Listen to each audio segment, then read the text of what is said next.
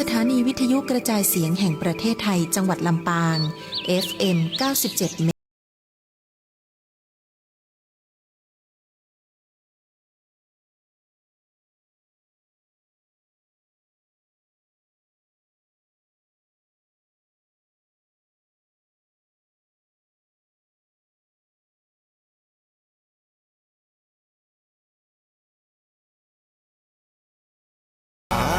ติปาตาเวรมณีอทินนาทานาเวรมณีกาเมมุสาสุราเม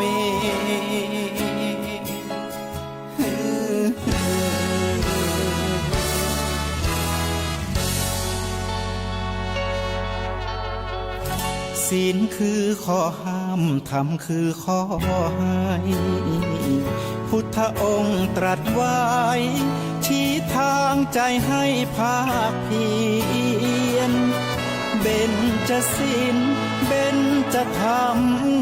ท่องจำสมัยเราเป็นนักเรียนธรรมะไม่เคยแปรเปลี่ยนแต่เรายังจำได้มาทวงคำมันหมู่บ้านศีลห้าถือเป็นพันธะชาวพุทธทุกคนทั่วไทยสำนักพุทธขับเคลื่อนธรรมจุดเทียนสว่างที่กลางหัวใจสังคมจะร่มเย็นได้ศีลธรรมในใจต้องมี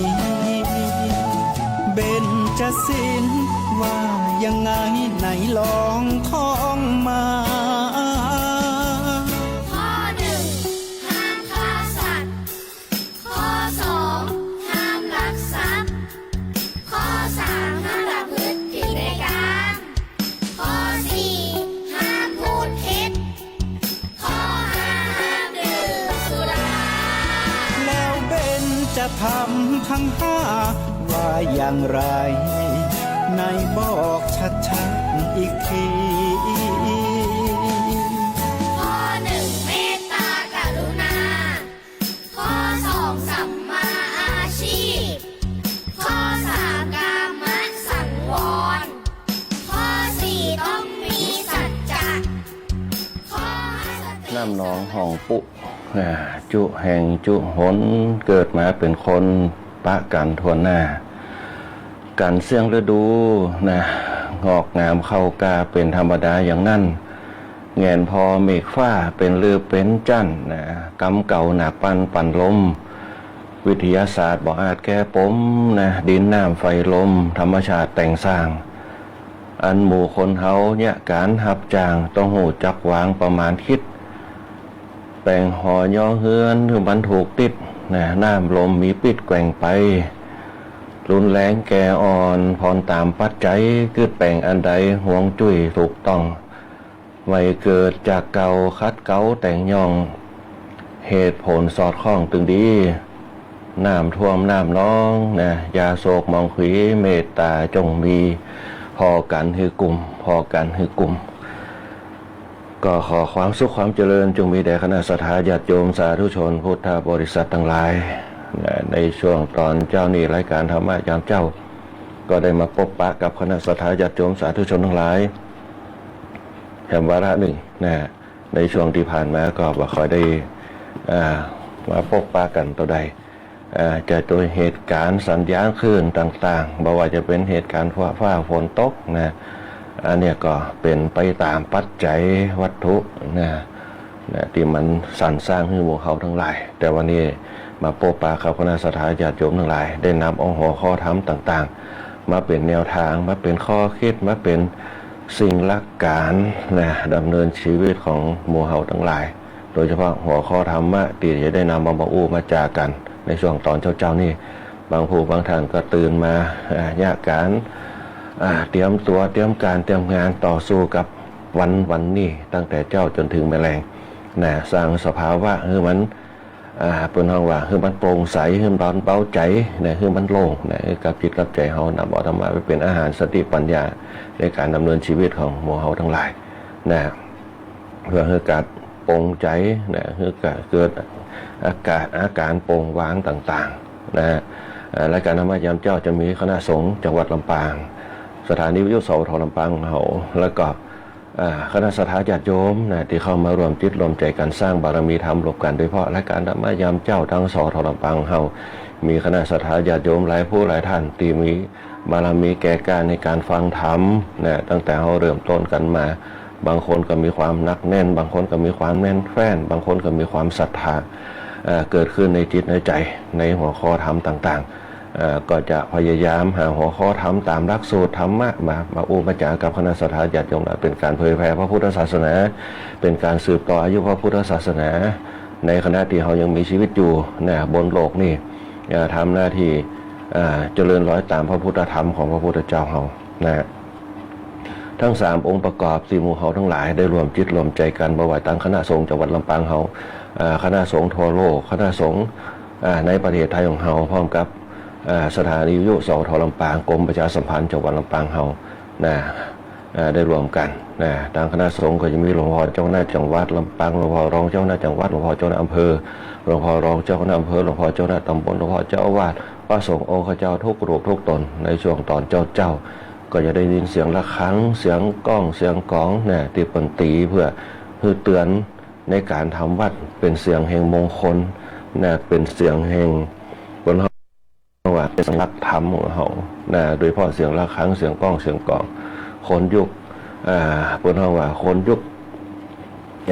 เก่าเขาเนี่ยก็จะรู้จักเสียงตรงนี้ดีแต่คนยุคใหม่เขาก็จะต้องพัฒนาไปบางครั้งอาจจะสร้างความรำคาญหูฟังในการรับการนอนแต่เสียงระฆังเป็นเสียงแห่งมงคลเมื่อได้ยินมาแล้วปุ๊บเนี่ยเขาเอาหูหรือว่าโซตาไปจับเสียงระฆังให้เป็นความเป็นสิริมงคลให้เป็นเสียงที่เป็นห้องว่าเป็นบุญเป็นกุศลเขาสิ่งเหล่านี้เนี่ยถ้าจิตเขาคิดไปในด้านความดีความเป็นกุศลมันก็สร้างความดีกับตัวเก่าแต่เขาเอาจิตไปสร้างเสียงแห่งความรำคาญเป็นห้องว่าเสียงแห่งราคะเสียงแห่งโทสะขึ้นมามันก็อย่างนี้เขาจิตเขามกมุ่นเพราะนั่นนะการจับฟังเสียงระฆังเสียงก้องเสียงกลองตามวัดเนี่ยเป็นการสร้างจิตตัวเก่าให้เกิดกุศลเพื่อที่จะรองรับเสียงต่างๆที่จะเข้าหูเขานี่แหละคือเป็นการเริ่มต้นเป็นเครื่องหมายเหมือนกับเห็นทุกเจ้าเนี่ยเขาเกิดความสุขในการที่จะทำบุญทำทานอันนี้คือการสร้างความดีความดีถ้ามันเขาเริ่มก่อขึ้นมาปุ๊บมันก็จะดีไปตลอดดีไปตามกาลเพราะฉะนั้นเนี่ยโครงสร้างในการสร้างความดีก็จะคือมีศีลมีทานมีภาวนาเป็นแนวทางเป็นห้องว่าเป็นเส้นทางที่ราบเรียบบัคุค้าเกินไปอันนี้คือรายการธรรมะยามเจ้าที่เขาได้คณะสงฆ์เขาในช่วงตอนนี้ก็จะเป็นช่วงเขาปึงปะบารมีพระสงฆ์ที่เปิ่นทำวัดสวดมนต์เอามาเติมแต่งเติมจิตให้กับหมู่เขาทั้งหลายเนี่ยเกิดความเป็นสิ่งมงคลกับตัวเก่าอย่างน้อยก็คือจิตเขาจะผ่องใสจิตใจก็จะเบิกบานคือการสร้างมงคลเปิ่นว่าสร้างปีติให้เกิดกับตัวเมื่อปีติเกิดปุ๊บเนี่ยบารมีก็จะเกิดกับตัวเขาเองอันนี้ก็คือการสร้างเปิ่นว่าสร้างคุณงามความดีอีกด้านหนึ่งก็จะเป็นสถานีวิทยุของเราโดยการนำของผู้อำนวยการสถานีคุณเดือนอินตะเป็นต้นผู้อำนวยการสถานีวิทยุสวทลำปางเราฝ่ายรายการก็จะมีคุณกาญจนาอินทาดีเจก้อยอาจราพรพวงจันทร์ดีเจแอลชุติการเราใช้คุณปัญหารสุยะที่เป็นเจ้าหน้าที่เข้ามาประจำการใหม่ในช่วงตอนเจ้าก็จะมาร่วมกันกับสทลำปางของเราคนต่อยอมฤตผลใหญ่ไปเป็นประชาสัมพันธ์จังหวัดลำปางของเราอันนี้เป็นต้นฝ่ายช่างเขาที่ลืมบ่ได้ตื่นเจ้ารับดึกปิดเปิดสถานีดูแลเครื่องส่งต่างๆยานตรงนี้จะไปได้หรือไม่ได้ก็ขึ้นอยู่ฝ่ายช่างฝ่ายช่างจะมีหน้าที่ควบคุมเครื่องยนต์ก็คือสถานีวิทยุคือมีเสียงกระจายไปหาคณะสัตยาญาติโยมทั่วโลกได้ยินเสียงกันโดยเฉพาะสทลำปางของเราโดยการนำของหัวหน้าประสานทีมทองคุณแหลมเพชรนานตาแสงคุณอิทธิพลพงษ์จันทร์คุณภูพิงพงศ์ศรีฤแสนแล้วก็ช่างต่อวาทีรอยทีอาทิตย์วรรณวารีเป็นต้นวันนี้เขาได้ช่าง แหลมเพชรนันตาแสงควบคุมภาพควบคุมเสียงนะสุดท้ายก็จะมีคณะสัทธาญาติโยมเขาตีคอยมาคือกำลังจิตกำลังใจมานั่งทางนั่งตั้งหน้าดาวฟังกันเพื่อให้เติมเต็มธรรมะในช่วงตอนเจ้านี่คณะสัทธาญาติโยมทั้งหลายนะก่อนอื่นที่จะเข้ารายการเนี่ยก็ขอแผ่ส่วนบุญส่วนกุศลนะที่โมเฮาทั้งหลายสร้างบารมีธรรมรวมกันบารมีแห่งพระสงฆ์บารมีแห่งคณะสัทธาญาติโยมได้สร้างบารมีธรรมรวมกันเพื่อแผ่ไปให้กับละอ่อนทั้งหลายนะที่ได้ผลหอดได้ประสบอุบัติเหตุนะเป็นตีหน้าเวทนานะในปีแล้วเนี่ยเขาได้ยินคำว่านะเขาไปฆ่าละอ่อนในสถานที่โรงเรียนอนุบาลปีนี้เขามาได้ยินข่าวเหมาะในเรื่องของรถเมล์นะรถเมล์ที่เปิดไฟไหม้นะอันนี้เขาก็เพื่อแผ่จิตที่เปิดเขาก็มีแค่ทรงจิตทรงใจนะพัฒนาให้ละอ่อนไปสู่ภพภูมิที่ดีนะอันนี้ก็ฟังแล้วปุ๊บก็เป็นที่น่าเศร้าโศกฟังแล้วปุ๊บดูภาพถึงบัดใดคณะสัทธาญาติโยมทั้งหลายดูข่าวปุ๊บเห็นภาพปุ๊บนั้นเนี่ยหันละเด็กละอ่อนโดยเฉพาะเรื่องไฟเนี่ยตกน้ำไฟไหม้นะอันเนี้ยเป็นต้นเป็นสิ่งที่เขาไม่สามารถที่จะห้ามได้เขาไม่สามารถที่จะปกป้องได้เนี่ยเขาก็มีหน้าที่เพื่อแผ่ส่วนบุญส่วนกุศลที่เขาได้สร้างฌานะบารมีรวมกันฌานที่เขาได้ทำกันเนี่ยคือมันเป็นกระแสที่ดีกระแสที่ตรงนะกระแสฌานของเขาเนี่ยที่ผลโดยเฉพาะเขาประกอบไปด้วยศีลละบารมีนะฐานะบารมีภาวนาบารมีส่งไปกับกระแสฌานของเขากระแสจิตของเขา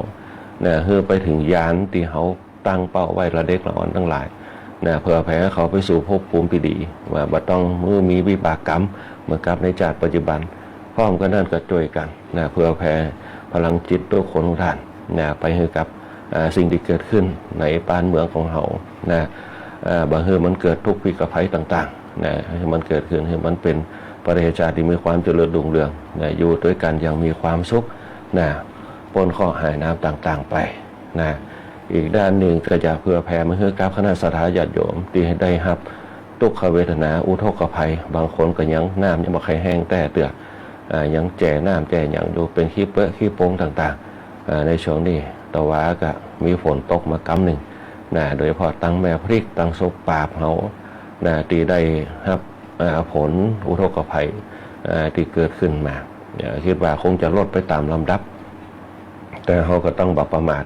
ต้องระมัดระวังในยุคนี้สมัยนี้อย่างที่บอกเอาไว้เนี่ยเพราะว่าฝนฟ้าเนี่ยเขาบ่สามารถจะโหได้ว่าตกหนักตกน้อยบางปีก็แห้งแล้งขนาดนักบางปีก็ตกหนักขนาดนักนะสังเกตดูง่ายๆนะเพราะว่าจู่ๆปุ๊บก็มีเหตุการณ์เกิดขึ้นนะทั่วภาคเหนือเขาดินภูเขาถล่มพองนะน้ำมาปะตันตั้งตัวพองตั้งเมืองแปะเมืองน่าน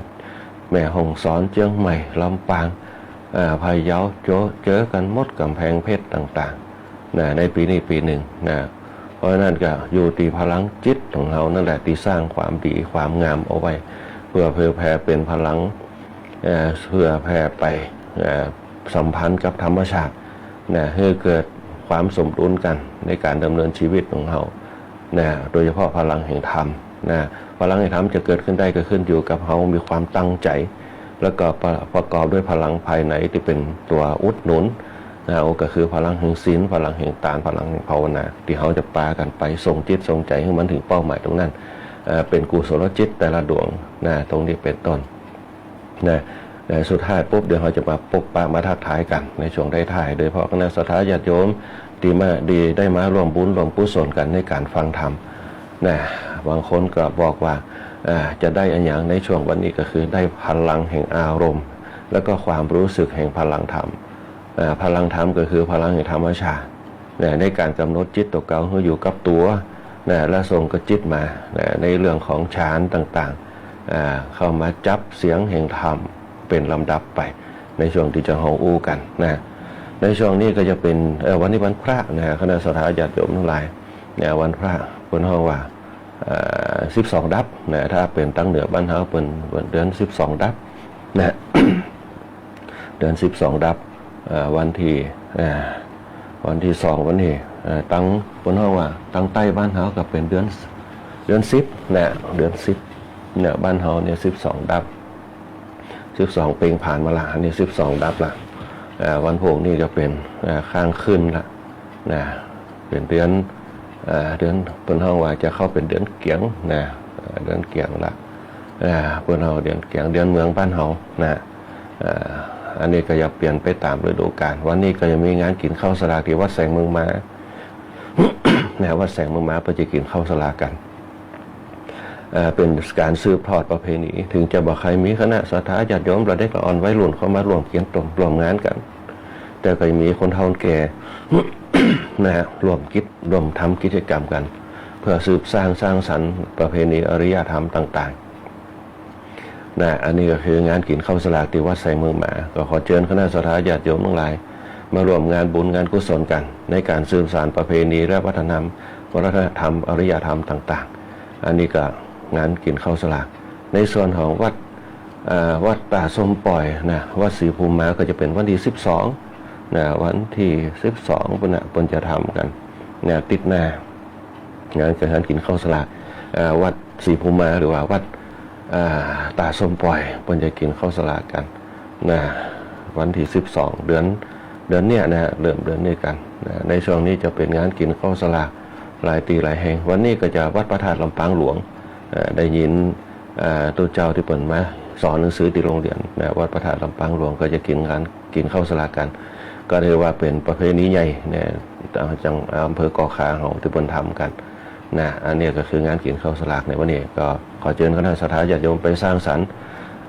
จารีตประเพณีอารยธรรมต่างๆกินหอมต่อมวลกันในการสร้างบุญสร้างกุศลในการทำตานกินข้าวสลากเนี่ยเป็นเรื่องของปนห้องว่าเมื่อนั้นนี่มิเตือเมื่อนั้นนี่เป็นการสร้างสรรค์เป็นการสร้างความสัมพันธ์มิตรสัมพันธ์กัน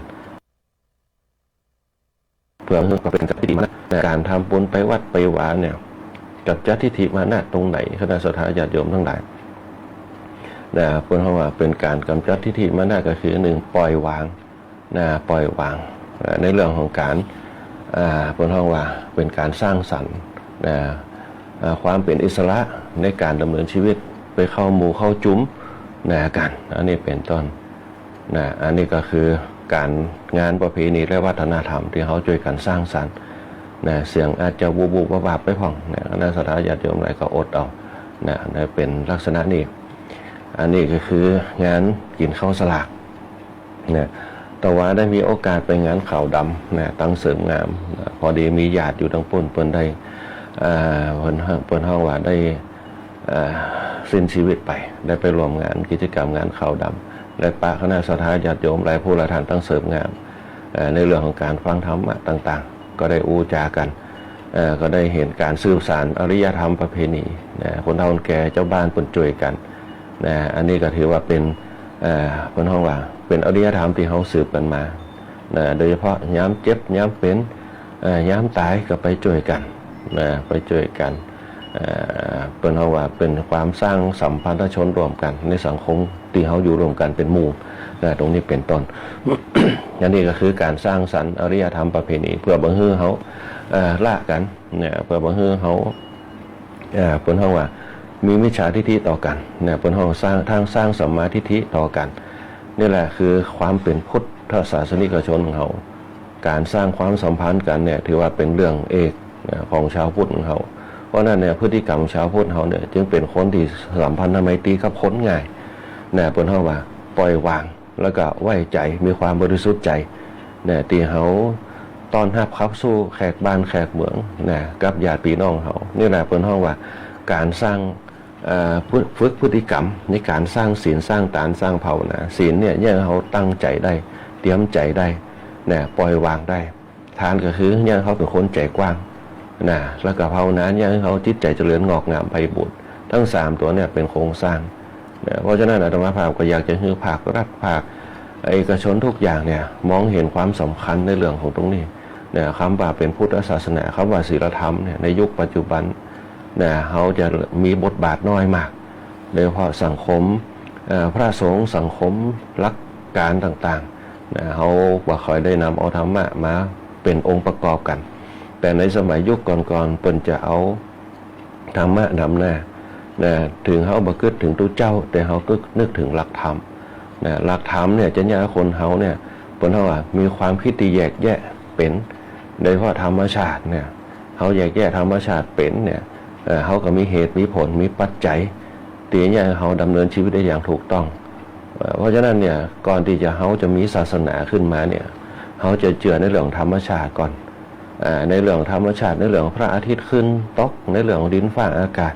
เฮามีความเชื่อตรงนั้นจนในที่สุดปุ๊บเนี่ยมันสะสมมันหนักขึ้นความคิดตีมันแบบมีแนวทางมันก็แตกกันไปเป็นกอเป็นเราพระพุทธเจ้าพระองค์จะจึงเพิ่นเฮาว่ามีความคิดถึงเหตุปัจจัย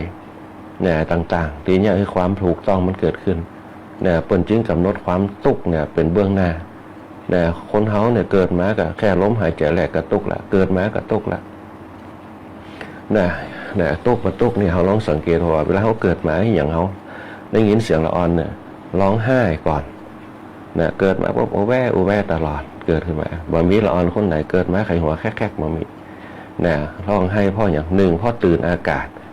เนี่ยตื่นอากาศเนี่ยอากาศที่เกิดอยู่ในท้องเนี่ยอากาศแคบๆห้องแคบๆอยู่ในท้อง9 เดือน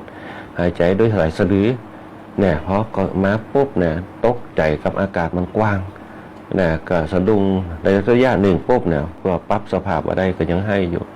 พอปรับสภาพได้ปุ๊บเริ่มหายใจได้เริ่มอย่างได้ก็เริ่มปรับจูนกันเข้ามาเหมือนกับปลาเนี่ยที่มันได้น้ำใหม่มันก็ได้น้ำใหม่ปุ๊บอากาศมันก็บ่เคยถูกกับมันน้ำบ่เคยถูกกันนะโดยเฉพาะอย่างน้ำขุ่นเป็นต้นแต่ถ้าน้ำใสๆปุ๊บก็ว่ายยังบ่เคยกี้เดียวนะเมินไปกับของนะเหมือนกับเฮาเหมือนกันไปอยู่กับบ้านคนอื่นมันบ่เคยถนัดถ้าอยู่บ้านเฮามันคล่องนะไปบ้านคนอื่นบ่เคยถนัดลักษณะเดียวกันนะอันนี้ก็คือแนวทางเนี่ยสภาวะทั้งหลายบนห้องสภาวะทุกข์เนี่ยบางคนบ่กล้าออกไปไหนด้วยซ้ำเนี่ยยิ่งบ่กล้าออกไปไหนปุ๊บมันก็บ่คุ้นเคยกับสิ่งเหล่านั้นลักษณะเดียวกันคณะสัตยาญาติโยมถ้าเขาเปิดใจเนี่ยเปิดยิ่งมีคำว่าทานน่ะทำให้เราเปิดกว้างนะทานเนี่ยเขาเปิดกว้างเนี่ยเขาคุ้นเคยกันเหมือนกับเขาไปใส่บาตรตอนเจ้าหนึ่งเปิดกว้างกับอย่างเปิดกลางกับพระสงฆ์ได้พบปะพระสงฆ์ได้รู้จักพระสงฆ์นี่มาบิณฑบาตตนนี่หน้าตาจีตนนี่อยู่วัดนี่ตนนี่อยู่วัดนั่นนะเป็นตอนได้รู้จักกันยิ่งนักขึ้นปุ๊บคำว่ามิตรสัมพันธ์มันจึงเกิดขึ้นมิตรสัมพันธ์กับวัดตาบอกโอ้พองมิตรสัมพันธ์กับวัดประตูพองมิตรสัมพันธ์กับประตูต้นพึ่งก่อนมิตรสัมพันธ์กับวัดดอกป้าพองมิตรสัมพันธ์กับวัดหมื่นกาดพองมิตรสัมพันธ์กับวัดสนดอกพองเนี่ยอันเนี้ยเขารู้จักมิตรสัมพันธ์วัดเพราะอย่างเพราะเขาใส่บาตรเขาก็ถามเปิ้นใส่วัดไหนท่านอยู่วัดไหนใส่บาตรไปเนี่ยพอเขามีสัมพันธ์กับสิ่งที่มันเป็นมงคลนักขึ้นเนี่ย นะฮะเหมือนคืออย่างคือเขาเนี่ยได้เกี่ยวข้องเกี่ยวพันกันเกี่ยวก้องกันในความสัมพันธ์กับวัดตรงนี้เป็นต้นนี่แหละสิ่งสัมพันธ์กับสิ่งที่ดีสิ่งสัมพันธ์กับสิ่งที่มันเป็นมงคลจิตมันก็น้อมไปกับสิ่งที่มันเป็นมงคลนะอันนี้เป็นต้นตัวน้องจิตมันสัมพันธ์กันในการสร้างความดีต่างๆนะเพราะมันจิตมันสัมพันธ์กับสิ่งดีมันก็จะเกิดขึ้นกับตัวเรานะตรงนี้เป็นต้นในบนห้องการสร้างความดีในเรื่องของการสร้างศีลเป็นเบื้องต้นเนี่ยความเป็นระเบียบวินัยเนี่ยเฮานิ่งเนี่ยเจอพระสงฆ์ปุ๊บเฮาสงบเจียมตัวเนี่ยเฮานิ่งเพราะเนี่ยเฮานิ่งปุ๊บเนี่ยเมื่อกายนิ่งจิตก็จะน้อมไปตามเมื่อจิตนิ่งกายก็จะน้อมไปตามเนี่ยคือคำว่าศีลจัดระเบียบสังเกตพอปุ๊บเนี่ยคนเฮาเวลาจะไปใส่บาตรปุ๊บเนี่ยจะหนึ่งคนเฮาแก่เขาจะแต่งตัวให้เรียบร้อยถูกกาลเทศะเนี่ยจะใส่บาตรก็ระมัดระวังบ่ฮือไปแตะใส่บาตรเสียนี่คือความละเอียดอ่อนมันเกิดการฝึกจิตของเฮาเนี่ยเพราะจิตของเขาได้จิตปุ๊บมันจะเกิดความเคารพมันจะเกิดความยำเกรงมันจะเกิดความเกรงใจมันก็จะเกิดความเกรงกลัวแล้วก็มันจะเกิดความละอายคนเขามีความเกรงใจมีความเกรงกลัวมีความละอายเกิดขึ้นแล้วปุ๊บเนี่ยมันจะแยกให้เขาในจิตใจอ่อนน้อมถ่อมตนเนี่ยพออ่อนน้อมถ่อมตนปุ๊บเขาฝึกจิตได้ปุ๊บเขาก็ไปอู้จากันเขาก็มีจิตใจดีอ่อนน้อมถ่อมตนอ่อนน้อมถ่อมตนต่อลูกหลานอ่อนน้อมถ่อมตนต่อพ่อแม่มันเป็นการฝึกจิตเนี่ยคือเครื่องหมายแห่งความดีที่มันจะฝึกจิตตัวเก่านะคือเขาน้อมไปในสิ่งที่ดีโดยเฉพาะเรื่องศีลเขาก็สำรวมได้จะไปใกล้จะไปเนี่ยบางคนถึงละเอียดอ่อนต้องดูว่าบาข้ามเงาข้ามเก้าของตู้เจ้าเลยในยุคก่อนๆนะบางคนตู้เจ้าเดินมาปุ๊บต้องยืนนิ่งคือเงาผ่านไปแนวนอกจากเขาคิดถึงขนาดนั้นความละเอียดแห่งอ่อนแห่งจิต บาคิดโกรธบาคิดโคตรบาคิดมาไล่อะไรอย่างต่างๆเปิ่นมีจิตเปิ่นมีความละเอียดอ่อนคนเฮาเปิ่นจึงนิ่งมีความละเอียดอ่อนอายุเปิ่นจึงยืนนะเปิ่นจะเอาทุเจ้าเป็นหลักนะบอกว่าจะเป็นงานบุญงานกุศลงานมงคลอวมงคลเปิ่นจะเอาทุเจ้าเป็นหลักแม้แต่ประเพณีต่างๆบางครั้งมันอาจจะเหลื่อมล้ำกันในเรื่องประเพณีและวัฒนธรรมนะประเพณีและวัฒนธรรมพอเอาทุเจ้าเป็นหลักปุ๊บเนี่ยทุกอย่างเนี่ยก็คือสงบนะเอาทุเจ้าเป็นหลักเพราะทุเจ้าเป็นเครื่องหมายแห่งความดีหรือว่าเป็นแห่งความเป็นกุศลนะอันนี้คือบางครั้งประเพณีและวัฒนธรรมเนี่ยมันก็อ่อนไปตามพระสงฆ์นะบางครั้งถ้ามันขัดข้องปุ๊บเนี่ยบารมีแห่งพระสงฆ์นั่นแหละก็เป็นตัวขัดเกลาไปนะเขาว่าขัดข้องขัดเกลาบางอย่างเนี่ยประเพณีมันอาจจะขัดข้องจารีตบ้านเมืองแบบเหมือนกันอย่างเช่นเผาศพวันเสาร์เผาศพวันศุกร์เผาศพวันพุธเนี่ยมันขัดข้องกันพอเอาพระสงฆ์ตัดสินแล้วปุ๊บนั่นแหละสิ่งเหล่านั้นคือพวกเราขัดเกลาออกไปเนี่ยลักษณะเดียวกันคณะสัตยาเดี๋ยวครูความเชื่อในยุคแต่ก่อนเป็นความเชื่อในเรื่องของธรรมชาติเนี่ยในยุคต่อมามีศาสนาขึ้นมาครับเขาเชื่อในคำสอนพระพุทธเจ้าสอนให้เขาเชื่อในเรื่องกรรมกรรมมุนาวัตติโลโกสัตว์โลกย่อมเป็นไปตามกรรมอันเนี้ยเปิดห้องว่าให้เชื่อเรื่องกรรมเนี่ยคือเจริญกรรมกรรมนี่คืออย่างของกรรมดีกับกรรมไม่ดีกรรมดีคือทำไปแล้วปุ๊บเกิดความเป็นสิริมงคลกับตัวเก่ากรรมบดีทำแล้วปุ๊บยังเหาเศร้าซอยเหงาหงอยเนี่ยเพราะฉะนั้นเนี่ยคนเฒ่าคนแก่เขาในยุคก่อนๆจะเชื่อเรื่องของพระสงฆ์เวลามีเรื่องตุกข์ฮ้อนขึ้นมาอันที่สองก็จะเชื่อผู้ใหญ่บ้านอันที่สองนี่คือเชื่ออาจารย์วัดก่อนต่อมาก็คือผู้ใหญ่บ้านต่อมาก็เชื่อคนเฒ่าคนแก่เพราะฉะนั้นในสังคมในยุคอดีตเนี่ยมันจะมีความเคารพนับถือกันมันจะแยกให้ปัญหานี้สังคมเนี่ยเกิดขึ้นน้อยมากนะว่าเคยมีกันมีความอารมณ์อร่วยกันนักขึ้นมีความย้อมกันนักขึ้นมันอยู่ด้วยกันด้วยความผาสุกนะมันอยู่ด้วยกันแบบสัมพันธ์ไมตรีซึ่งกันและกันนะเขาจะมีความเกรงใจซึ่งกันและกันเนี่ยคนในยุคเก่าๆมันจะมีความเกรงใจซึ่งกันและกันความเกรงใจเนี่ยคนเขาเนี่ยผูกพันผูกสัมพันธ์ไมตรีกันได้อย่างแน่นแฟ้นเนี่ยในบ้านเฮาสมัยแต่ก่อนลองกึดพอเนี่ยลองกึดแล้วก็ย้อนไปตามเนี่ยเขาจะมีความสัมพันธ์ไมตรีรวมกันนะบ่มีการคนหนึ่งแข็งคนหนึ่งอ่อนนะจะมีความสัมพันธ์เนี่ยเพราะความสัมพันธ์ไมตรีรวมกันเนี่ยมันจะมีการปรึกษาหารือแล้วก็มีความร่วมมือร่วมใจกันสังเกตพอในแต่ก่อนเนี่ยบ้านเฮาเนี่ยจัดงานกันจัดงานมโหรสพเนี่ยบอกว่าจะเป็นมีดนตรีมีลำวงนะมีซอยดาวนะมีกิจกรรมอย่างต่างๆตีแตกย่อยกันขึ้นมาเนี่ยในยุคสมัยทั้งดีผู้ใหญ่บ้านบ่ได้จบการบริหารจัดการมาแต่เพราะหนึ่งความคิดร่วมกันนะความคิดร่วมกันเนี่ยคือของมรสพนั้นมันเกิดขึ้นหนึ่งหาเงินเข้าวัดสองสร้างความคนห้องสมานฉันท์ละออนจนถึงคนเฒ่าอยู่รวมกัน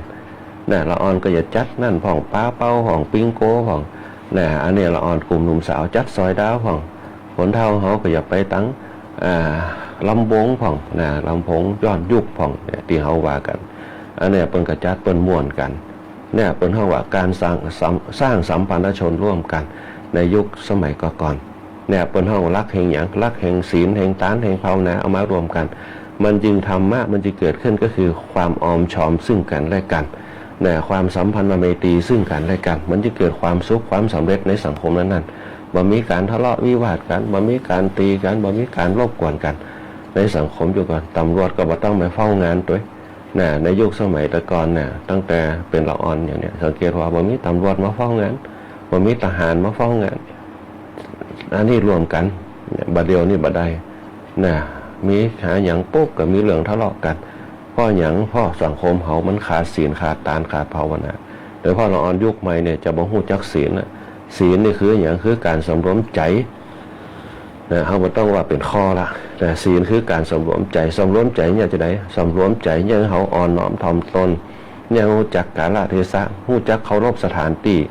รู้จักเคารพสิทธิหมู่บ้านรู้จักเคารพสิทธิการทำงานที่เขาจัดกันขึ้นมาละอ่อนจะมีคุณธรรมจริยธรรมรู้จักเคารพสิทธิกัน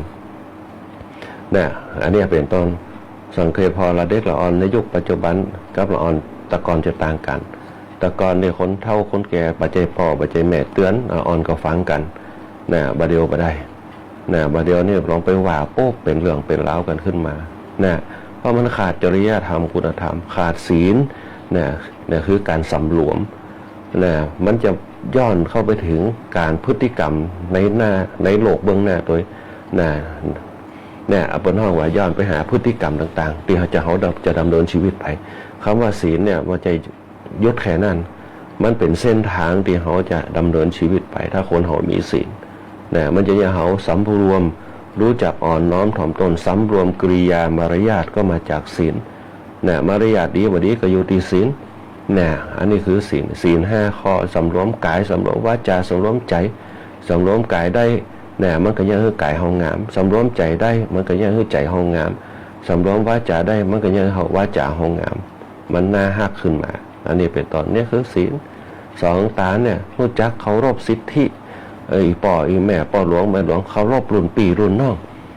เพราะอย่างเพราะความเป็นคนใจกว้างฐานอย่างเขาเป็นคนใจกว้างอันนี้บ้านเขารุ่นปีอันนี้บ้านเขารุ่นน้องเคารพนับถือกัน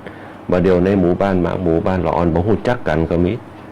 อันไหนรุ่นปีน้องบ่สนใจละอันไหนคนเฒ่าหัวคอหัวดำบ่สนใจพ่อขาดฐา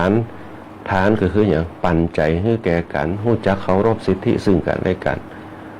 ฐานนี่เขาฮื้อไปเพื่ออย่างเขาฮื้อไปเพื่อเปิดห้องว่าสร้างจิตตัวเก่าฮู้จักปล่อยวางฮู้จักเขาเป็นนิสัยปล่อยวางกับสิ่งต่างๆอย่างเช่นเขาฮื้อตานเข้าไปอย่างเช่นเสื้อผ้าเขาก็ยินดีตัวเขาก็ดีใจที่เขาฮื้อเข้าไปความยินดีตรงนั้นมันเป็นการผูกพันธไมตรีบ่ใช่มหาศาลมันเป็นการผูกพันธไมตรีอย่างน้อยก็คือจุดหนึ่งเอาผูกพันกันการฮื้อตานแล้วเป็นการสร้างพฤติกรรมเขาฮื้อเขาฮู้จักฮื้อเขาฮู้จักฮื้อแล้วก็ฮื้อแบ่งปันใจฮื้อกันฮู้จักเคารพสิทธิซึ่งกันและกันแต่ว่าบนพื้นฐานแห่งฐานจะต้องมีศีลเป็นตัวกำกับบ่ใช่ว่ามีฐานอย่างเดียวถ้ามีฐานอย่างเดียวก็บ่ได้ถ้ามีฐานอย่างเดียวปุ๊บบ่มีศีลกำกับมันก็บ่มีอย่างที่จะครอบคลุมฐานคือมันเป็นห้องว่าคือมันคงอยู่ได้ศีลจะเป็นตัวขมวดฐานคือมันมีประสิทธิภาพต่อไปบ่คือมันสลายไปแป๊บเดียวฐานมันจะสลายแป๊บเดียวสองสังเกตพอในยุคปัจจุบันสังเกตในยุคละอ่อนบ่มีพื้นฐานแห่งศีลฐานที่เฮาไปมันฮื้อกรรมเดียวอย่างเช่นเฮาฮื้อตังไปฮื้อกับลูกไปมันก็ดีใจตอนที่เฮาฮื้อมันบ่ได้เกิดถึงบุญคุณพ่อแม่ฮื้อตังวันนี้ฮื้อตังวันไหนจะเอาอย่างเดียวเอาแต่ได้อย่างเดียวความเห็นแก่ตัวมันก็เกิดเพราะอย่างความเห็นแก่ตัวเพราะบ่มีศีลการฮื้อเข้าไปปุ๊บมันก็เป็นตำน้ำพริกละลายแม่น้ำเขาจะดีกับเขาก็ต่อเมื่อเขามีสตังค์ฮื้อเขามีอย่างฮื้อเขาในยุคสมัยปัจจุบันในยุคสมัยตะกอนปุ๊บละอ่อนจะฮู้จักบุญคุณคนไหนเอาขนมฮื้ออันนี้ฮื้อเขาจะเคารพเปิ้นเขาจะไหว้เปิ้นตลอดปะหน้าเปิ้นเขาก็ไหว้เขาก็เคารพสักการะเปิ้นฮื้อข้างเดียวบัดจะเหมือนบัดเดียวปุ๊บฮื้อหลายๆข้างก็ยังเหมือนเดิมเปิ้นเฮาว่าฮื้อของมนุษย์คนเฮา10ข้างมันเท่ากับฮื้ออาหารนกเตือเดียวบางครั้งนกฮื้ออาหารนกเตือเดียวปุ๊บมันจะมาคุ้นกับเฮาทั้งที่บ่ฮู้ภาษาแต่ฮื้อตานกับมนุษย์คนเฮาทั้งหลายฮื้อ10เตือปุ๊บยังบ่เท่ากับฮื้อนกเตือเดียวฮื้อกับสัตว์ที่เฮาอยู่กับเฮาเตือเดียวเปิ้นเฮาว่าจะอันเพราะฉะนั้นบางครั้งบางสิ่งบางอย่างฐานเขาจะต้องเป็นพื้นฐานตรงนี้ที่เป็นวัตถุสร้างพฤติกรรมสร้างนิสัยสร้างความรู้สึกต่างๆที่มันเกิดขึ้นอีกอย่างหนึ่งก็คือศีลจะต้องครอบคลุมพฤติกรรมเพราะฉะนั้นเมื่อศีลเมื่อทานมันเป็นตัวเป็นต้นทุนของเขาความยินดีความเจริญมันยิ่งเกิดขึ้นมาอย่างง่ายอันนี้เป็นต้นอันนี้คือเป็นเท่าว่ากู้กันพื้นฐานพื้นฐานแห่งธรรมที่มันจะเกิดขึ้นกับหมู่เฮาทั้งหลายตรงนี้เป็นต้นต่อมาวันนี้เขาจะอู้ถึงเรื่องเป็นเท่าว่าวิธีการดำเนินชีวิตของทุกคนทุกท่านโดยเฉพาะเขาก่อนอู้ถึงเรื่องพละ5กำลัง5อย่างกำลัง5อย่างกำลัง5อย่างศรัทธาเป็นเท่าว่าศรัทธาพละกำลัง5กำลังแห่งศรัทธากำลังแห่งศรัทธากำลังแห่งสติกำลังแห่งความเพียร นะที่เขาได้อู้ไปนะกำลัง5อย่างถ้าเขามีอยู่ในตัวในตนปุ๊บเขาจะมีศักยภาพในการดำเนินชีวิตที่แข็งแกร่งนะมีความเชื่อมั่นมีความเด็ดเดี่ยวมีความตัดสินใจนะเป็นศักยภาพเนี่ยบนห้องว่าพร้อมที่จะต่อสู้กับสภาวะต่างๆที่อยู่เบื้องหน้าเขานะบนห้องว่ากำลัง5ประการศรัทธาพละความเชื่อนะกำลังแห่งความเชื่อมั่นนะกำลังแห่งความเพียรกำลังแห่งความกำกึดเนี่ยถ้าอู้ว่ากำกึดก็คือระลึกได้นะกำลังสตินะกำลังแห่งความตั้งมั่นตั้งใจนะกำลังแห่งความตั้งใจและก็กำลังแห่งปัญญาพิจารณาถึงเหตุถึงผลมันกลั่นออกมาแล้วนะอันนี้เป็นพละกำลัง5อย่างกำลัง5อย่างเนี่ยมันจะเป็นตัวกำจัดความคัดข้องสงสัยคือมันกำจัดออกไปโดยเฉพาะศรัทธาพละเป็นเพราะว่าพละกำลัง5เนี่ยมันจะเป็นตัวกำจัดนิวรณ์5ที่เขาไปครอบงำตัวคนเฮาทั้งหลายบางครั้งมันอาจจะงดงิดผ่องรำคาญผ่องฟุ้งซ่านลังเลสงสัยเนี่ยเป็นห้องนิวรณ์5นะอุทธัจจะกุกุจจะความคิดฟุ้งซ่านลังเลสงสัยศีลเนี่ยมิท่าความโง่เงาเหานอนนิวรณ์5มันจะเป็นกิเลสที่เนี่ยเขาท้อแท้ท้อถอยนะเหมือนกับเราโดนน้ำท่วมบางคนก็ท้อแท้ท้อถอยเนี่ยทรัพย์สินต่างๆถ้าเขาเกิดไปปุ๊บโอ้โหมันสูญหายไปมันอันนี้ไปอย่างบนห้องนิวรณ์5แต่ถ้าเขากำจัดตรงนี้ไปได้ปุ๊บเนี่ยสิ่งเหล่านี้ปุ๊บเนี่ยมันเป็นปัจจัยภายนอกตรงนี้บอกว่าจะเป็นข้าวกล้าที่เขาปลูกไว้ปุ๊บมันบ่สามารถที่เขาจะหอบหุ้มมาไว้บนเหียนเขาได้ทั้งหมดทั้งให้ถ้าเขาปล่อยไปจังมันปล่อยมันไปตามนั้นปุ๊บนี่แหละคือการกำจัดความห่วงข้องอะไรต่างๆออกไปได้ค่ากำจัดออกไปได้ปุ๊บมันจะยังเขาโปร่งใจสังเกตพอเนี่ยคนเฮาเนี่ยที่อยู่รวมกันมาบอกว่าจะเป็นพ่อบอกว่าจะเป็นแม่บอกว่าจะเป็นลูกในยุคสมัยตะกอนก็จะไปวัดกันไปวัดปริมาณตัวเก่าพอไปวัดมันปุ๊บจะเฮาปลดปลงปล่อยวางเห็นทุกอย่างเป็นธรรมดาเปิ้นเนี่ยเฮามีปัญญาเวลาเฮาอยู่ด้วยกันไปมันเมินคนเฮาจะต้องมีการพลาดพลาดจากกันพลาดพลาดจากกันคือทุกคนมีสมบัติที่ธรรมชาติสร้างเงื่อเท่าเทียมกันหมดก็คือมรณะความตายว่าไผจะได้เป็นดีมีห่างจะได้กระตามจะต้องสิ้นชีวิตไปบ่จ้าก็เร็วอันนี้เป็นห้องว่าความตายเป็นสมบัติเนี่ยเป็นห้องว่าจะย่ายคนเฮาเนี่ยถ้าคนเฮามีความเป็นห้องว่าโปร่งใจได้ปล่อยวางได้อย่างได้มันสลัดออกไปได้มันจะเนี่ยเฮากับเฉยกับสิ่งเหล่านั้นเป็นเรื่องธรรมดามีความตายเกิดขึ้นมาปุ๊บมีความสูญเสียเกิดขึ้นมาปุ๊บเนี่ยเฮาบักเกิดไปขึ้นเศร้าซอยเหงาหงอยซึมเศร้าฟุ้งซ่านลังเลสงสัยเนี่ยคือจิตมันกวัดแกว่งไปนี่แหละเป็นห้องว่านิวรณ์5เขาก็คิดถึงสภาวะธรรมเป็นไปตามกาลเวลาทุกบอกว่าจะเป็นพ่อแม่เขาที่มีอายุนักขึ้นที่เขาเป็นลูกเปิ้นเมื่อเปิ้นล่มหายตายจากไปปุ๊บเป็นสภาวะธรรมดาของธรรมชาติอันนี้เป็นห้องว่าการสร้างมีพลังความเชื่อในเรื่องของธรรมชาติสภาวะธรรมทั้งหลาย2มีความเพียรในการเชื่อของสภาวะธรรมเหล่านั้นว่าสักวันเนี่ยมันถึงจะเกิดกับตัวเขาบอกว่าไผก็ตามบอกว่าจะเป็นพ่อเป็นแม่เป็นเปื่อยเป็นน้องเขาที่อยู่รวมกันมาเป็นห้องว่ามันถึงเกิดสิ่งเหล่านี้มันหลีกเลี่ยงไม่ได้เป็นห้องว่า มีความเชื่อว่าทุกอย่างเพราะนั้นเขาจะอยากจะมีความเพียรสร้างความดีมีความเพียรสร้างบุญกุศลมีความเพียรสร้างความปล่อยวางมันจะอยากเกิดพลังเขาปล่อยวางกับสิ่งเหล่านั้นแล้วเขาก็ทำตามหน้าที่ของเขาไปสิ่งที่สำคัญที่สุดคือสิ่งเขาจะต้องกึศ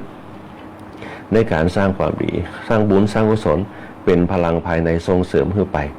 พลังภายในอย่างที่บอกเอาไว้หลายครั้งว่ามันเป็นพลังที่เขามองไปเห็นตัวเหมือนกับเขาเอามือของเขาเนี่ยคว้าอากาศเนี่ยถามว่าอากาศในมือเขามีก็มีแต่เขาสามารถจะสัมผัสได้ว่าอากาศนั่นเป็นอะไรอย่างอากาศธาตุตรงนั้นเพราะสิ่งเหล่านี้มันมีเหตุมันมีปัจจัยจึงมีการเกิดมันมีการตายมันก็ต้องมีการเกิดมันมีวิญญาณมันก็ต้องมีถ้าคนศึกษาธรรมะมาพบเจอหูหลักของปฏิจจสมุปบาทเพราะเหตุเกิดปัจจัยก็เกิดชาติมีชราก็มีมรณะก็มีชาติชรามรณะเมื่อเกิดมาปุ๊บเวทนาก็มี นะปัจจัยเวทนามันมีแต่มันขึ้นอยู่กับปัญญาของเขาเนี่ยปัญญาจะเกิดขึ้นได้ก็มาจากสติของเขาเนี่ยศรัทธาพละเนี่ยสร้างความเชื่อมั่นในจิตของเขาเนี่ยเมื่อศรัทธาพละมันเกิดปุ๊บเนี่ยวิริยะความเพียรเนี่ยมุ่งมั่นในสิ่งเหล่านี้เปิดให้เขาทำบุญทำกุศลเพื่ออย่างเพื่อให้เกิดความเพียรไม่ให้ย่อท้อไม่ให้ท้อถอยความเพียรตรงนี้สร้างไปเนี่ยเหมือนเขาจะแปลงบ้านเนี่ยถามว่าเขาแปลงบ้านเป็นหลังกำเดียวไม่ได้เขาต้องขุดหลุมก่อนเทเสาฐานก่อนกอเสาก่อนแปลงค้านก่อนแปลงแปะแปลงคือหลังจากนั้นก็กอขึ้นมาทีละน้อยขึ้นมาเนี่ยเป็นห้องว่าสร้างศรัทธาความเชื่อมั่นแล้วก็วิริยะความภาคเพียรแล้วมีสติระลึกได้ขึ้นไปเนี่ยเป็นห้องว่าเป็นธรรมะเป็นพลังกำจัดนิวรณ์ห้าเนี่ยโดยเฉพาะสติเนี่ยสติของเขาเป็นตัวกลางเป็นตัวเชื่อมโยงเนี่ยศรัทธาเนี่ยแก้ก็คืออย่างความเชื่อเนี่ยความเชื่ออันมีปัญญาเนี่ยและเหตุผลเนี่ยจะนำไปสู่ความลังเลสงสัยเนี่ยความลังเลสงสัยนะคนที่มีปัญญาเนี่ยจะแก้ปัญหาความลังเลสงสัยต่อไปได้เนี่ยความลังเลสงสัยความกึดอย่างบ่ออกถ้าเขาแจ้ปัญญาปุ๊บเขาย้อนกลับไปนับหนึ่งเลยเนี่ยมันจะยังเขากึดได้เนี่ยเป็นห้องว่าศรัทธาพละสร้างความเชื่อมั่นเขาความเชื่อมั่นจะเขาย้อนกลับไปสังเกตพอเวลาเขาขี้ลืมอย่างปุ๊บเนี่ยอย่างเช่นเขาลืมอย่างสักอย่างหนึ่งในบ้านเขากึดอย่างบ่อปุ๊บบางคนบางท่านใจวิธีการเดินไปอยู่ตีเก่าตีกึดได้มันจะกึดได้ทันทีเนี่ยศรัทธาความเชื่อแก้วิจิกิจฉาความลังเลสงสัยไปได้เนี่ยบางคนกึดอย่างไม่ได้ปุ๊บมีความเชื่อกึดอย่างไม่ได้ปุ๊บเดี๋ยวรอสักกรรมหนึ่งใจมาปากดีปุ๊บกึดได้ละเนี่ยอันนี้บนห้องว่าศรัทธาคือความเชื่อเขาฝึกมันเนี่ยวิริยะใจวิริยะเนี่ยฝึกมัน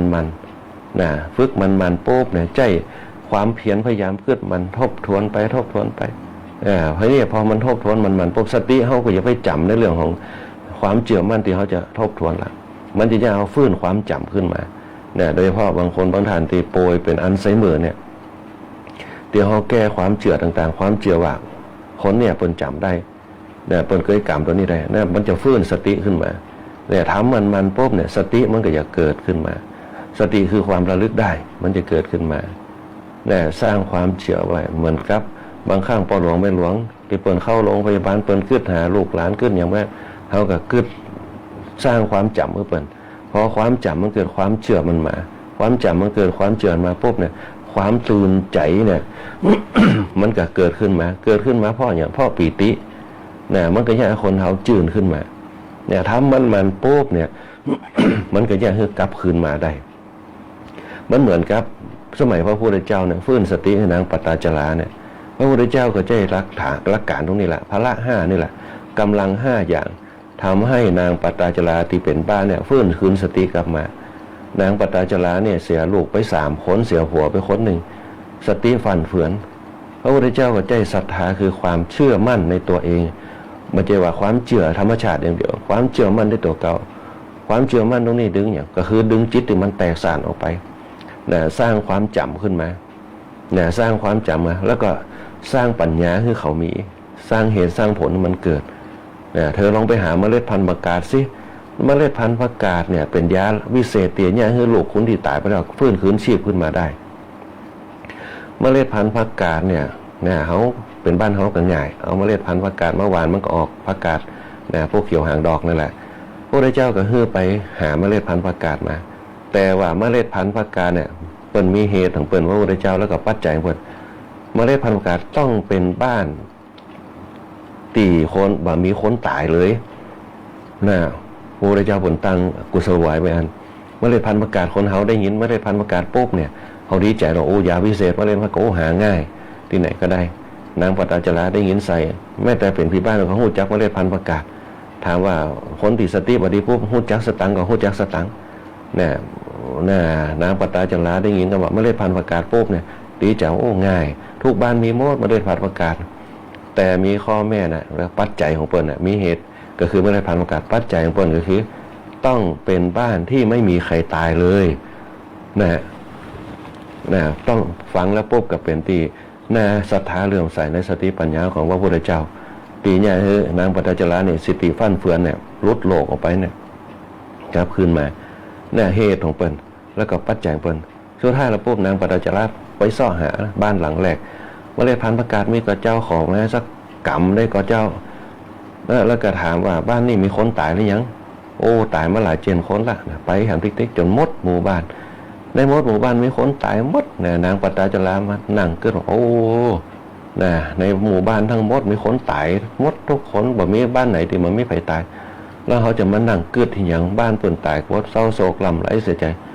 นึกได้รวบรวมจิตได้เป็นหนึ่งเดียวนะสติมันหมาปัญญามันเกิดเนี่ยปัญญาเกิดโอ้นี่เขาเป็นอย่างเนี้ยฟื้นคืนสติขึ้นมาเพราะอาศัยอย่างพ่อศรัทธาความเชื่อมั่นตีเนี่ยคือลูกตัวเก่าเนี่ยความฮึกเหิมมันเกิดเนี่ย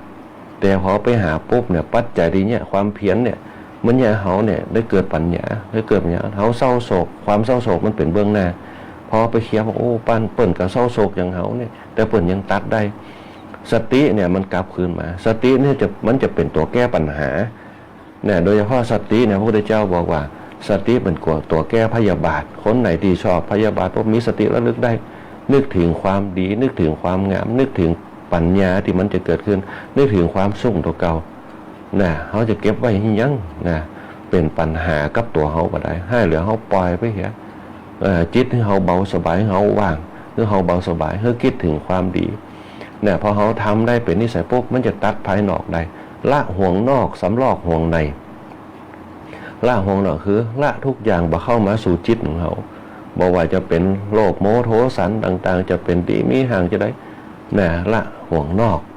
เนี่ยสำลอกห่วงในเอาตัวเขาคือดีๆตัวเขายังมกปุ่นอยู่เนี่ยเขากำจัดออกไปปุ๊บเนี่ยว่ามันต้องได้เกิดอะไรอย่างเนี่ยตึงวันมีอย่างของมีกินมีอยู่เนี่ยมีอยู่สองอย่างมีกินกับมีอยู่เนี่ยเขาก็มีความสุขแล้วเนี่ยสติมาปัญญาเกิดเนี่ยสตินี่จะแก้พยาบาทแก้นิวรณ์แท้ก็คือพยาบาทสติเนี่ยคนเขาเนี่ยกำจัดพยาบาทออกไปได้ปุ๊บเนี่ยใจนี่จะบ่เหี้ยมโหดความพยาบาทเป็นตัวกอเนี่ยคือเกิดโทสะแล้วก็ผลว่าโกทะนะสติเนี่ยจะแก้มาเนี่ยรู้ถึงความดีเกิดปุ๊บ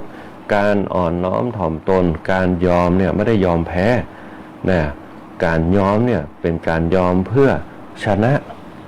นะบางคนยอมเพื่อชนะสังเกตพอนักกีฬาบางคนยอมเพื่อกันเนี่ยทั้งที่ชนะเพราะอย่างนะเพราะว่านักกีฬาบางคนเนี่ยเขาหู้ปัญหาเปิ้นนะบางคนเนี่ยสู้กับเขาเป็นนักกีฬาญาติเปิ้นบ่สบายเนาะลูกเปิ้นบ่สบายพ่อเปิ้นบ่สบายเพื่อจะเอาความชนะเนี่ยไปเป็นกำลังเป็นของขวัญให้พ่อให้ลูกเปิ้นนะเพราะนักกีฬาบางคนเนี่ยเปิ้นยอมให้ได้ใช้ชนะมาเอาใช้ชนะมาฝากพ่อฝากลูกเปิ้นนะก็สามารถยืดอายุพ่ออายุลูกเปิ้นได้ไปแหมนะเนี่ยเปิ้นเฮาว่าสร้างความสุขด้วยกันบางครั้งการชนะตนเองยากกว่าชนะผู้คนเขาชนะผู้คนเป็นหมื่นเป็นแสนได้แต่ชนะตัวเองไม่ได้เนี่ยถ้าชนะตัวเองได้ต้องปล่อยวางให้ได้คนเขาถ้าปล่อยวางได้มันจะรู้จักตัวเก่ารู้จักครอบครัวรู้จักคำว่าพ่อรู้จักคำว่าแม่รู้จักคำว่าลูกเนี่ยรู้จักคำว่าปู่ย่าตายายคนตีรู้จักชนะตัวเก่าได้จะอยู่กับครอบครัวอย่างมีความสุขปู่ย่าตายายพ่อแม่จะรู้จักกิริยามารยาทการสัมพันธชนร่วมกันเป็นครอบครัวที่เข้มแข็งเป็นครอบครัวที่มีความสุขเหมือนสังคมครอบครัวพุทธศาสนาอันนี้แหละคือเป็นห้องว่าพละห้าเป็นการกำจัดนิวรณ์ห้าเป็นการกำจัดทิฏฐิออกไปจากกลุ่มชนในตัวเองด้วยนะก็คือสมาธินะใน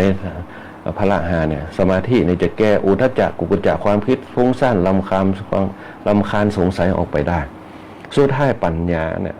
จะแก้ปัญหากามฉันทะความพอใจความใคร่ต่างๆเนี่ยเขาจะกึศถึงกามตรงเนี้ยมันเป็นกามารมณ์กามคุณกามารมณ์กามคุณจะแตกต่างกันนะกามคุณก็คือความใคร่ในลักษณะต่างๆกามารมณ์ก็คือความใคร่ในอารมณ์อันน่าปรารถนาจากการเห็นการฟังการพูดการคิดนะกามารมณ์นะสัมผัสต่างๆนะสัมผัสต่างๆเกิดกามขึ้นมาคือความใคร่อยากใครได้อยากใครมี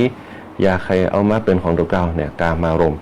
กามคุณก็คือค ความใคร่ในลักษณะสิ่งของต่างๆนะอันนี้เป็นต้นปัญญาจะเป็นตัวแก้เขาเฉยๆเหมือนเขาไปการเขาได้พริกห้าเขาได้ซอสใครได้หยังเอามาสะสมข้างล่างที่มีอยู่เนี่ยเป็นห้อความใคร่ในกามคุณในลักษณะต่างๆที่เราเห็นบางครั้งเขาต้องมีสติก่อนนะคนที่มี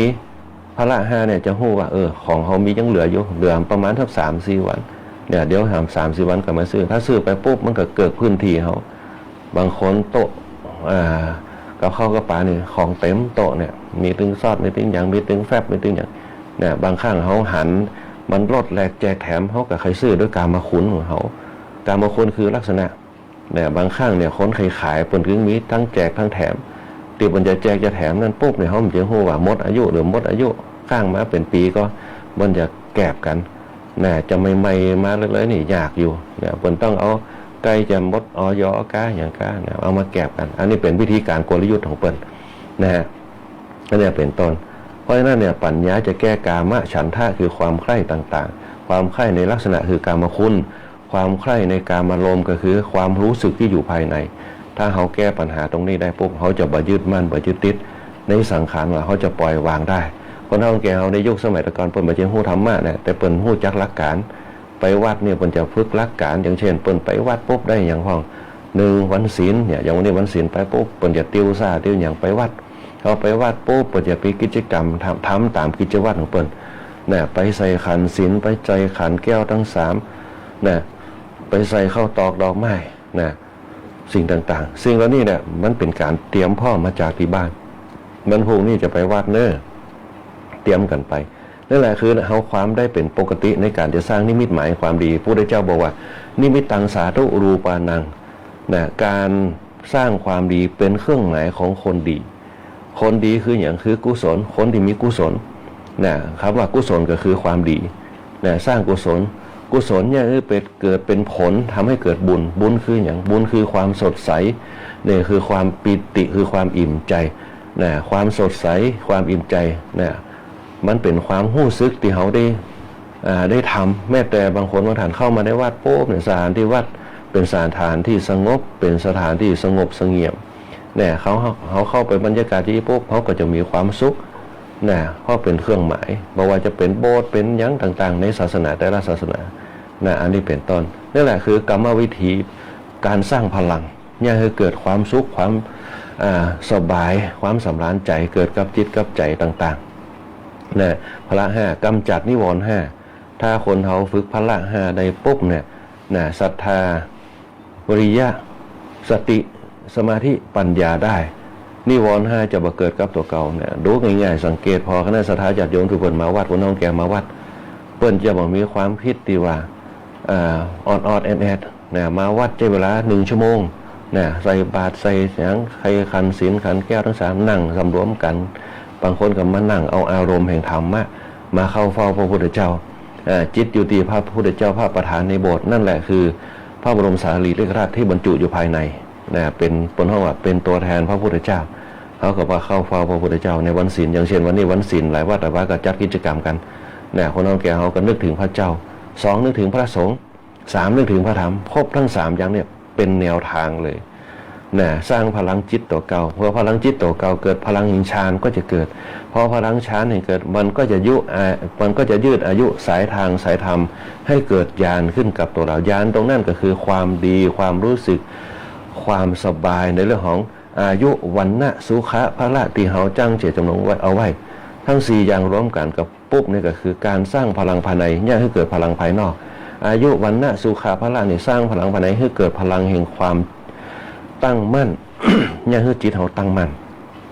พอจิตเฮาตั้งมั่นปุ๊บมันจะเกิดบารมีคือการเติมเต็มเนี่ยให้จิตตัวเก่าแข็งแกร่งความเชื่อมั่นเนี่ยเกิดเฮาแข็งแกร่งบารมีคือความเติมเต็มเนี่ยเกิดความแข็งแกร่งความแข็งแกร่งนั่นก็คือพุทธะเบ่งบานความแข็งแกร่งเกิดขึ้นปุ๊บมันก็ผลิดอกออกผลเนี่ยเกิดพุทธะนั่นแหละคือปัญญาคือแสงสว่างนะที่พระพุทธเจ้าได้ตรัสเอาไว้นะตรงนี้เป็นต้นคณะศรัทธาญาติโยมหลายนะพอเขาได้พละ5ปุ๊บกำจัดนิวรณ์5ได้นะสิ่งอันหนึ่งที่จะเป็นดอกออกมาเนี่ยบนห้องบนห้องที่จะเป็นดอกออกมาจากพละ5 พละห้ากับนิวรณ์ห้าเนี่ยก็คืออิทธิบาทสี่นะอิทธิบาทสี่นะอิทธิบาทสี่มันจะเกิดขึ้นตามมานะอิทธิบาทสี่เนี่ยมันเป็นเหมือนกับการเนรมิตขึ้นมาธรรมะตรงนี้จะเกิดขึ้นกับคนที่ใจพละห้ากำจัดนิวรณ์ห้าได้นะอิทธิบาทสี่จะเกิดขึ้นกับตัวเฮาได้ทันทีนะสังเกตพอเวลาคนที่เปิ่นไปวาดปุ๊บเปิ่นไปฟังธรรมะเปิ่นไปประจำเปิ่นเห็นพระเจ้าเปิ่นได้ใส่บาตรเปิ่นได้ใส่ขันธ์เทียนทันธรรมกันอิทธิบาทสี่จะเกิดขึ้นมาทันทีนะในจิตสำนึกเลยโดยที่เฮาบ่ต้องประกาศอารมณ์ของอิทธิบาทสี่จะเกิดคืออย่างหนึ่งฉันทะวิริยะจิตตวิมังสานะฉันทะเกิดมาจากพอใจในสิ่งที่เฮาทำตรงนี้นะอันนี้อันแรกพอใจในตัวเก่าที่เฮาได้ทำเนี่ยเต็มใจละพอใจนะเฮาได้ทำละแต่ละวันไปสะสมไปอันที่สองเนี่ยใจวิริยะความภาคเปลี่ยนมามันปุ๊บแข้วขาเขอแข้งแข้วคล่องว่องไว้นะมามีความหม่วนขยันหมั่นเพียรตามที่เราได้หมายเอาไว้นะตีเฮาหมายเอาไว้ตีเฮาได้ทำแล้วก็ฝึกมันเนี่ยปุ๊บอย่างต่อเนื่องสร้างประสิทธิภาพเพื่อกับตัวเฮาตึงวันมาวาดปุ๊บถึงบ่ได้ปุ๊บป้าบ่ได้อู้บ่ได้ใจได้ความสงบเสงี่ยมกับตัวเก่าได้ความนิ่งของตัวเก่าบางครั้งเนี่ยความนิ่งทำให้เรามีปัญญาความนิ่งทำให้เราหน้าเคารพนับถือมาจากอย่างเพราะมาจากจิตตาคือความตั้งมั่นนะเนาะตั้งมั่นปุ๊บมันจะมีความคิดที่รอบคอบเนี่ยบางครั้งนิ่งอย่างชาญฉลาดนิ่งอย่างมีเหตุผลนิ่งอย่างมีสติกำลังนะสุดท้ายระบบที่เขาจะได้ปุ๊บก็คือความพิจารณาเหตุผลต่างๆอยู่ที่จิตของเขานั่นเองนะบางครั้งเขาบรรยุงอาจบรรจวันยอมที่เขาบรรยุงเพราะว่าอย่างหนึ่งเขาตั้งหลักนะเปิ้นเขาว่าอิทธิบาทสีถ้าอิทธิบาทสีเกิดกับตัวเขาปุ๊บนั่นแหละคุณเครื่องความสำเร็จเนี่ยเหมือนกับที่เขาว่าน้ำนิ่งไหลลึกเนี่ยจะเป็นคนที่ยืนอย่างสง่าผ่าเผยเนี่ยปัญญาอยู่ที่ตัวเขาหมดทุกอย่างสิ่งที่เขาจะได้รับก็คือญาณกับฌานที่แข็งแกร่งในการสร้างบุคลิกภาพสร้างวิสัยทัศน์สร้างทัศนคติเกิดความเชื่อมั่นในตัวเขาเองแล้วเขาจะมีความสุขบ่มีอย่างเข้ามากระทบกระทั่งเขาได้ณสถานญาติโยมทั้งหลายวันนี้เราไปดูเวลาเหลื่อมล้ำ5 นาทีณสถานญาติโยมทั้งหลายนะเวลาหมดนะหมดเวลานะก็ขอเจริญพรกับคณะสัตยาญาติโยมกูคู่กูคนโดยที่เข้ามารวมรับฟังรายการธรรมะยามเจ้าในช่วงตอนเจ้านี่สร้างบารมีธรรมร่วมกันนะคณะสัตยาญาติโยมทั้งหลายนะอันนี้ก็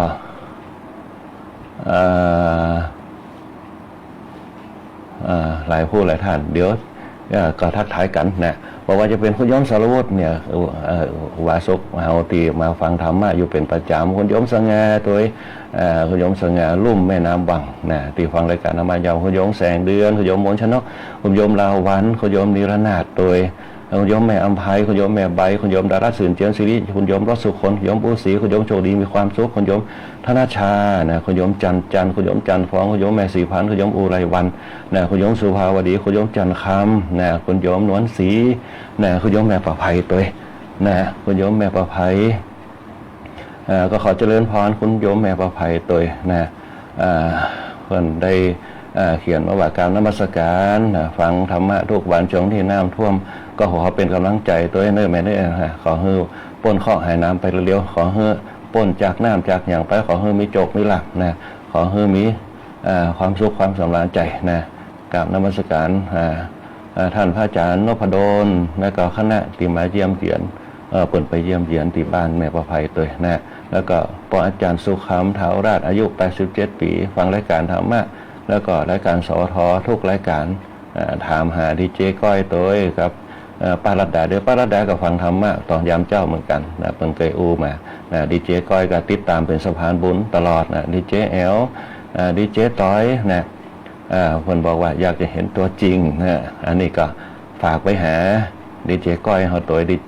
ป้ารัตดาเขาตัวดีเจแอลตัวดีเจต้อยดีเจต้อยเพิ่นไปอยู่ประชาสัมพันธ์จังหวัดนะฮะเพิ่นไปได้ตำแหน่งตีก้าวหน้าขึ้นไปแหมนะเดี๋ยวจะเรียนฮิทราบกับดีเจปารดาดีเจก้อยอัชราพรปงจันทร์ตัวดีเจแอลชุติการเราใช้ตัวดีเจต่อยอมฤตจานุวีตัวนะเดี๋ยวจะแจ้งผลที่ทราบตัวนะเจริญพรครับคุณปอนาสู้ค้ำเท่าราดตัวเนี่ยปืนอยากให้เห็นตัวจริงนะเจริญพรคุณแม่พระภัยตัวคุณโยมบวรตัวนะคุณโยมบวรคุณโยมเอราวัณนะ คุณโยมบอกเอราวัณนะที่อยู่ตังบางกรวยเขาตัวเปิดไปเปิดร้านก๋วยเตี๋ยวตีก็ขานะคุณโยมสุภาพรตัวคุณโยมแม่ที่พาพรนะแล้วก็คุณโยมนพดลคุณโยมมิชิโกะคุณโยมปานอมคุณโยมตวงพรนะแล้วก็คุณโยมทรงพลตัวนะคุณโยมพี่ไรรัตน์คุณโยมสมสาย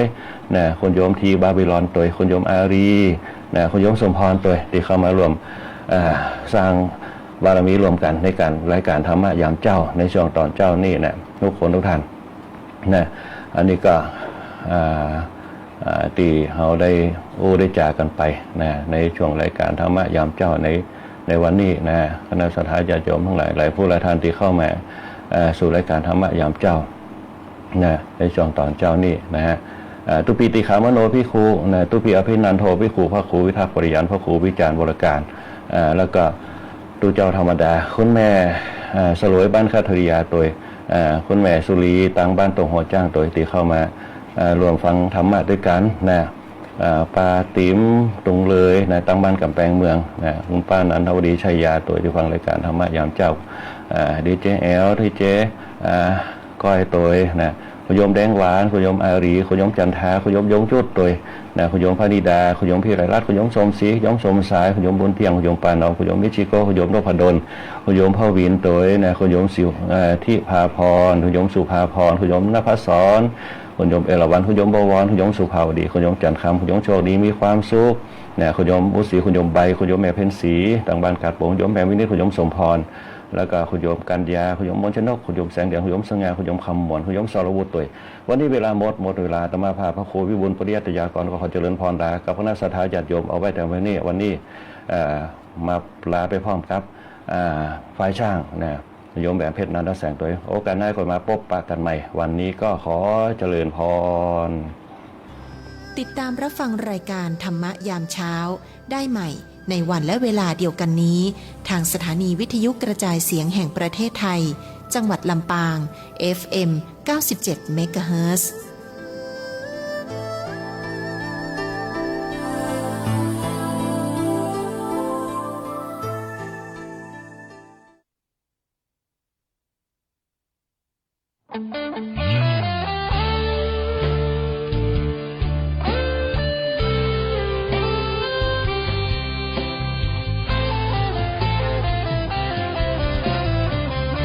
เจ้ามามือเปล่าจะเอา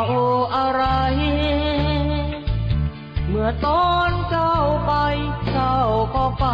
มือเปล่าเช่นกัน ชื่อเสียงหยดลาบหากเอาไปวิทยุแห่งประเทศไทยให้ความรู้